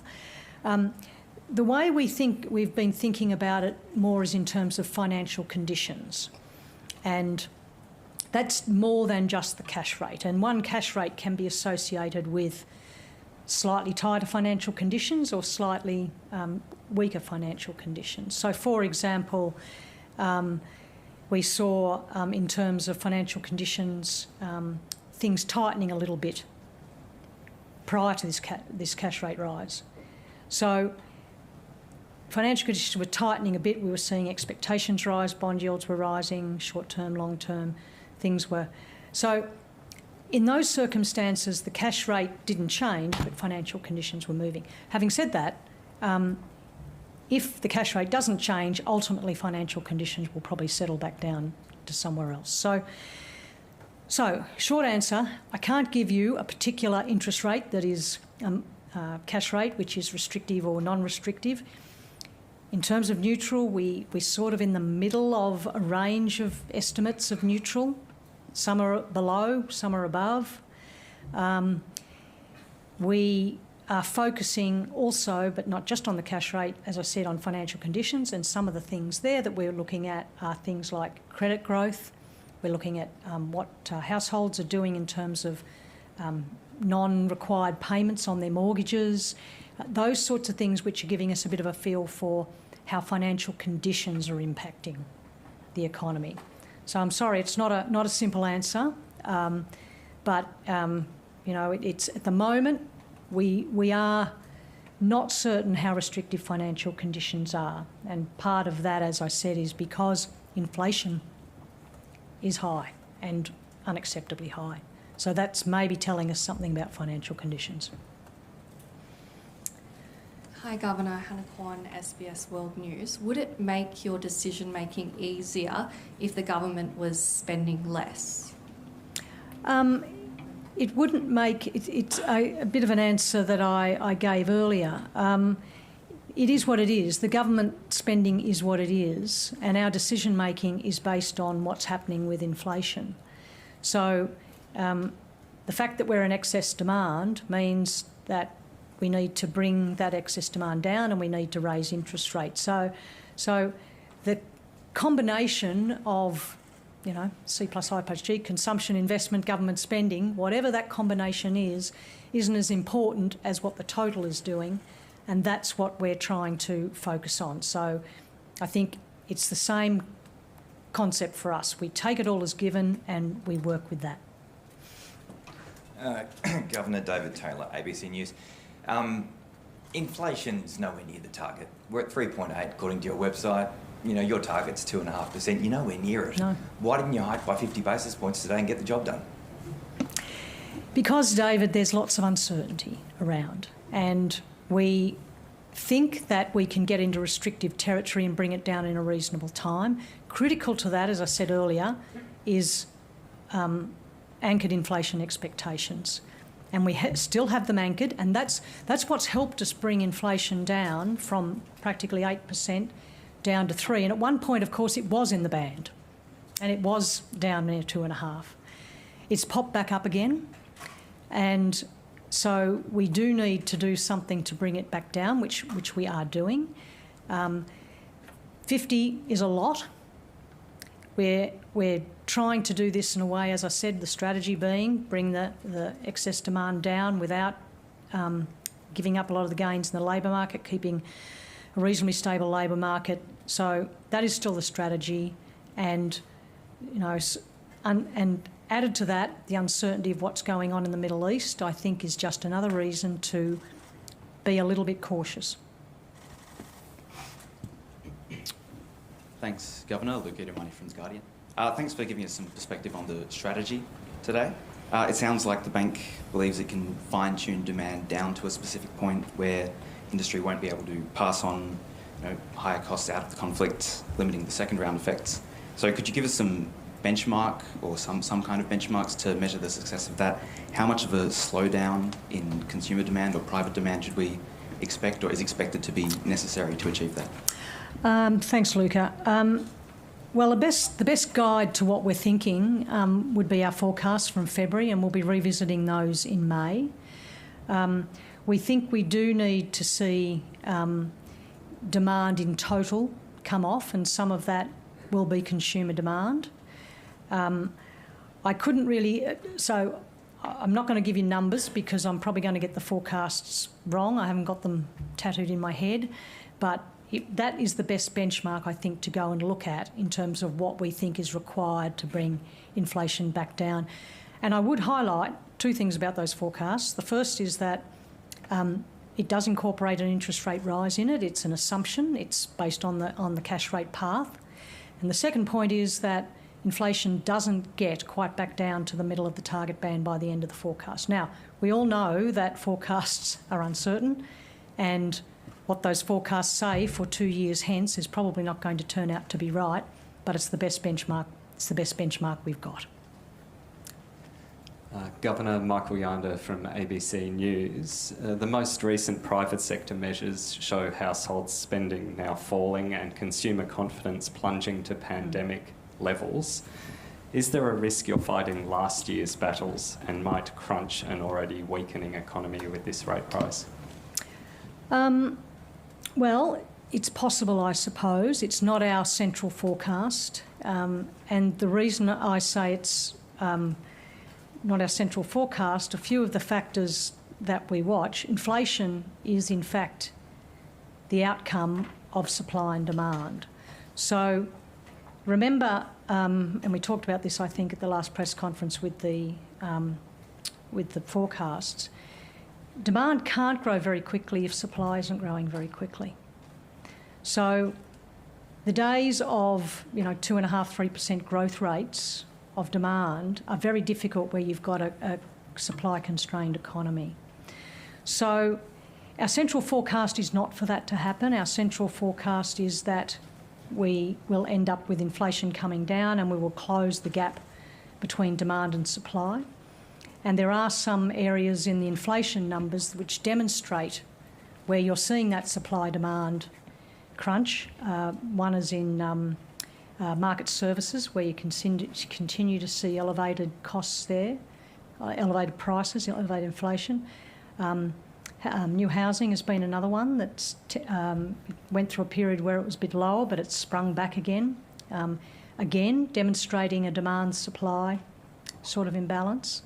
So, again, it's not the central forecast, and we hope we don't have to do that, but ultimately we've got to get inflation back down. That's got to be the goal. Governor, Michael Heath from Bloomberg. I just wanted to bring you back to the split decision that came out, and something you mentioned earlier about neither you or the Deputy Governor wanting to front-run the board, because I might disagree with you. There's a bit of interest, I guess, in the composition of the board and the new mechanism, and there's a perception, at least among some people, that there's an effort to put more doves on the board, to worry about employment a bit more than inflation. So I guess my question is, if the RBA was to, the staff were to recommend a hike, you and the Deputy Governor and one or two other people support that view, but then you're outvoted by the board. How is that interpreted? Is that a vote of no confidence in you as chair of the board? Is that how you would perceive it? Because I know previous governors have sort of had that view that they'd need to then rethink how that would work. Or is that just the reality of the situation you're in and you take it with good grace? The reality of our board, as you have pointed out, it's quite unusual in that respect, in that the bank representatives, there's 2, and there's 7 non-bank representatives. That is very unusual. I'm not sure if there's any other countries around the world that have that. Most have a majority representation by the bank staff, if you like. So that's just the way it is. And as I said earlier, particularly in circumstances like this, where, you know, it's very difficult, it's uncertain, there are two very good arguments to do two different things, then reasonable people can differ. And that's a positive thing. The other point that the review made was it did feel that the bank was a little too insular. And so if we are being challenged by outside views, then I don't take that personally. That is a positive thing. I don't know if that is going to happen, but you know, my own view is that this is the structure we've got to work with it, and ultimately economics this is not a science, this is difficult stuff, and reasonable people can hold different views very reasonably. So that's, you know, and I think the meeting today with its split decision and the process it went through, I thought was an excellent demonstration of how that can be very positive. Thank you. Thank you. That was the Reserve Bank Governor Michelle Bullock speaking. The Reserve Bank of Australia increases interest rates to the same level they were a year ago in a decision that has divided the central bank. I'm Patricia Carvelis, live from the lands of the Wurundjeri people in Melbourne. Welcome to Afternoon Briefing. The Reserve Bank has increased the cash rate for the second time in as many months by 0.25%, taking it to 4.1%. The Treasurer says it's tough news for millions of Australians, with the Middle East crisis making the inflation challenge worse. Should we expect consecutive rate hikes to come? I'll speak with the Shadow Treasurer Tim Wilson shortly. US President Donald Trump says he is frustrated with European nations who, quote, weren't that enthusiastic about helping the US secure the Strait of Hormuz. Several American allies said they had no immediate plans to help unblock the key shipping route. The president says he wants to delay his anticipated trip to China after threatening them over their failure to help in the Straits. I'll speak to the Trump administration's former special envoy to Iran later in the hour. And the government has refused to entertain the idea of fuel rationing despite being unable to rule it out. Opposition leader Angus Taylor today called on the government to extend its 60-day relaxation on fuel quality standards to boost supplies in Australia. The Energy Minister, Chris Bowen, says all shipments of fuel to Australia are expected to arrive as scheduled well into next month.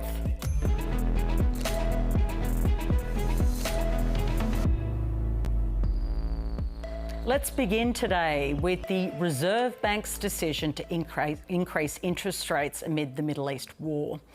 It was a split call of the board, with 5 to 4 in favour of that 0.25 percentage point increase, with the governor saying it came down to a matter of timing. She also said she did not want to see Australia fall into a recession, but would have to deal with that possibility if inflation does not fall. The Treasurer, Jim Chalmers, spoke after the Reserve Bank's decision and sought to highlight the division over the decision and underscore the difficulty of the hike for mortgage holders.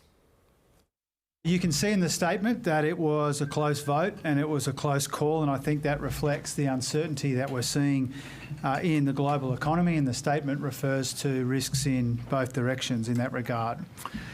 This is obviously not the decision that lots of Australians were hoping for. It's not a surprising decision, but that doesn't make it any easier for millions of Australians with a mortgage.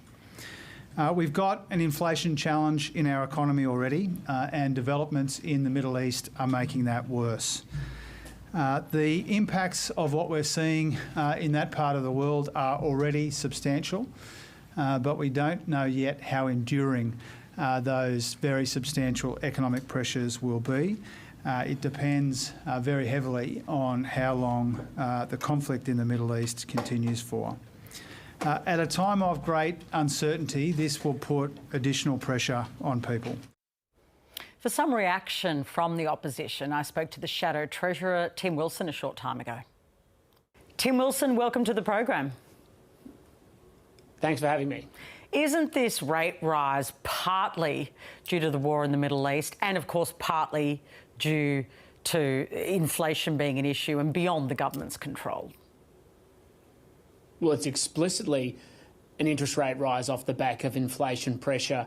The Reserve Bank has said in its statement that it's the back end of last year that this decision is reflecting.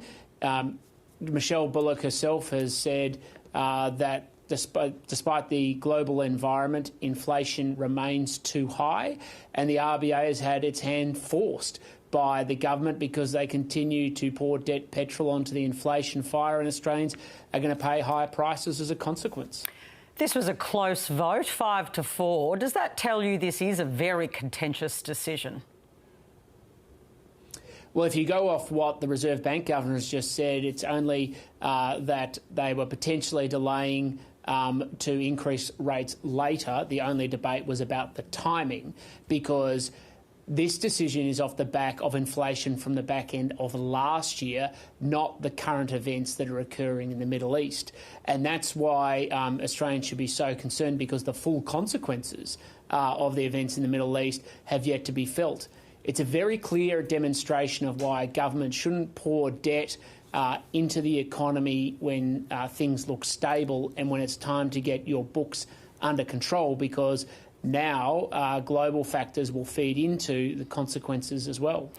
Jim Chalmers addressed this issue in his press conference in relation to the level of government spending, and in fact said he flagged that you would be making many lies or saying things that are not true. He says specifically that the Reserve Bank does not talk about government spending in its statement, and it doesn't. Do you accept that? Well, firstly, he's misleading people. The the Treasury's estimates show that $100 billion more has been spent than they predicted 4 years ago. I don't make those numbers up. They're from the Treasury themselves. And, of course, the Reserve Bank has said that private demand is part of the challenge, and that's because Jim Chalmers keeps pouring debt into private demand to stimulate it. That's part of the problem. He wants to engage in a form of denial about his contribution to this inflation pressure, denial to the extent that he continues to pour debt petrol on the inflation fire, and denial about the realities of what Australians are now experiencing as a consequence of his active inflation agenda. Well, you say denial, but he does acknowledge that Australians are doing it tough, so much so that he says that, in fact, on Thursday he will outline some of his kind of budget principles going into this budget, and he does talk about cuts to government spending. Is there an obligation? But you just said that spending wasn't the problem. No, he said that the Reserve Bank had said that. You can't say spending isn't the problem, then say that you're going to cut it to be able to address it. So let's go to... I know Jerome Laxdale has been calling him out on this, but it's a very important principle. Let me ask my question, on the inflation, which is this one. Does that obligate the opposition to back in any cuts the government announces in this budget? Well, what we'll do is we'll back in cuts to corruption, and we've been very clear about this. You've had the government's own agencies admitting that they've spent nearly $20 billion on different forms of corruption, and their only answer is to deny it, not to look into the consequences of it. And Australians are paying both through higher taxes but also inflation as a consequence of it. I wish the government would actually take these issues of fraud and corruption that are corroding confidence in our economy seriously, because Australians are paying the cost pressure. But it is fair to say that Jim Chalmers is in denial. Only in March last year he was standing on, like George Bush at the USS Abraham Lincoln, declaring that he's turned the corner on inflation and interest rate rises. That's clearly been exposed as inaccurate today, and no more so by the Reserve Bank Governor, who said inflation is too high. So does the government need to roll out additional cost of living relief in this year's budget? Well, what the government has done to date is rolled out measures which have only continued to stoke inflation. We've seen this in the context of their energy rebates. What they need to do is they need to stop borrowing from the future, reduce debt, take control of the budget, and more importantly, stop billions of dollars flowing out to the CFMEU, to NDIS fraud and corruption, to make sure that they get the budget under control. Okay, so just to be that's clear, Australian taxpayers' money. Do you think Australians need cost of living relief in the upcoming budget? The best cost of living relief is a reduced inflation, which means there's not pressure on interest rates. And so, we always want to make sure costs are lower on Australian households, but you can't do that when the government continues to pour debt petrol on the inflation fire, and then you get higher interest rates, higher supermarket prices, and higher, of course, prices just about everywhere people are looking because of the contribution of energy into the economy. The capital gains tax discount inquiry has now handed down its report. That happened this afternoon. Its 5 findings basically read as a manual to make changes to the capital gains tax discount, that it says it can distort the allocation of investment, that it is unequally distributed, that it skews the ownership of housing away from owner-occupiers and towards investors. Is any of that now making a compelling case for change? Well, we've got a Labor Greens-dominated inquiry that recommends increasing taxes. Why should anybody be shocked? This is one of the problems with the economic model put forward by the government. They run out of money, so they come after yours. They're spending too much money. You live with the inflation costs. So the baseline of the government's approach is they just want to continue to spend. They don't actually want to rein in their belt. Today I had an article in the Daily Telegraph highlighting how absurd it is that Australian taxpayers will be hit with higher taxes when the government itself won't stop spending the taxes they raise to hand towards organised crime and corruption. So just to be clear, you say it's dominated, and, the word dominated is probably right, but Dave Sharma and Andrew Bragg are both Liberals. They're both on that committee.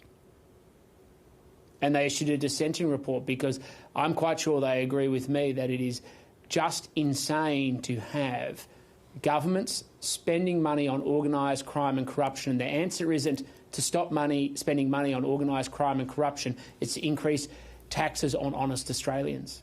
And so you think there is absolutely no case for changing capital gains tax discount? No case at all? Well, I don't think the case has been made when you're continuing to spend more than what this committee is recommending on issues of corruption and organised crime. No, that's a different question, though. I understand away from the that dishonest point. first. That's a different point, though. Sure. And it's a point you can make, but that's not the question. The question is whether you think this particular discount is fair or whether it deserves to be looked at. Well, my objective is always to make sure that we lower tax rates on Australians to incentivise investment, to get Australians working. And so when you're talking about the gap between income tax and capital gains tax, my focus is always on how do we get income tax down. I get that Labor's approach is always to increase It's not taxes, just Labor's approach. But that isn't the approach that all of us take. We just had the other day, Allegra Spender put out her tax paper where she said that you should change some of these concessions and actually return it to younger taxpayers. Why not do that? Well, as her white paper made clear, the taxes that were going to be reduced were income taxes. The Treasurer has already ruled that out. So now we're only talking about increasing taxes because the government won't pare back its expenditure, including, I'm sorry to say, Patricia, to organised crime and corruption. I absolutely get your point about just taking in revenue. I get your point about taking in revenue and not returning it. I'm asking you about the nexus between the two, that you change the discount and you give it back to younger taxpayers. Why wouldn't you do that? Well, as I've said consistently, and I've said to you previously, if it's a gap between income tax and capital gains tax, my objective is how to lower income taxes, not how to increase capital gains tax, which is the government's approach. Some of us actually believe that the best way forward is to have an economy and a tax structure that is built around, or a tax system that is designed around incentivising work for physical and intellectual labour, incentivising capital to work to build the future, including for things like housing. Adding a new housing tax doesn't increase the volume of housing that's available to supply to increase the chances of young Australians to be able to go on and own their own home. I don't know if it would be a new housing tax, but let's not contest that language right now. But, just let's park that for the future debate. Today, Angus Taylor called for more oil drilling due to the fuel crisis. He says 100% he thinks there should be. Do you Are you calling for more oil drilling? Well, I think it's important to make sure that Australia has energy resilience and energy supply. The events overseas have clearly shown that Australia is obviously exposed to what is occurring in the Middle East. We've had oil drilling in Australia before. We'll have it again because it has to be part of sovereign supply chains and making sure we're resilient. How best to do that and the different mechanics of that is obviously an important part of the conversation, but I absolutely believe that we need to have a level of energy security so we can have confidence for the future, because when we don't, we know what happens. Prices go up on Australians. That's why we keep things like refineries operating. There's what people want, and there's the world that we live in, which is people will continue to use these types of fuels. Just on penalties for price gouging, the Treasurer has flagged having higher penalties for price gouging. Is that something you'd support next week? I'd have to look at the proposal and the details, but we certainly don't like price gouging because the people who are paying the price are Australian consumers. Of course, we also need to be clear that he's using a lot of this rhetoric to distract from the pressure that is being caused by events overseas and the government's complete incapacity and unwillingness to confront the fuel security challenges Australia has experienced. I sat in Parliament last week and watched Chris Bowen go from saying there is no crisis and being in complete denial to 3 days later declaring one. This government has mishandled and poorly understood the scale of the challenges Australia's fuel security faces. They've been in denial and now they're being called out on it and they're trying to distract from it. The Reserve Bank Governor, just in the last few moments, has said that the Reserve Bank does not want to see Australia fall into recession, but it may happen. We're going to have to deal with the possibility. Does that worry you? Of course, any talk about a recession worries me, but there's the talk and there's what Australians are living. Over the past 4 years since the Albanese government has been elected, we've basically had a recession of sorts in per capita terms almost consistently. That's why standards of living are going backwards. That's why Australians, when they go to the supermarket, are finding their wages both being eaten in by inflation and they're getting less in their trolley or in their basket as a consequence. Australians are living this problem. This isn't news for a lot of them. Thank you so much for joining us.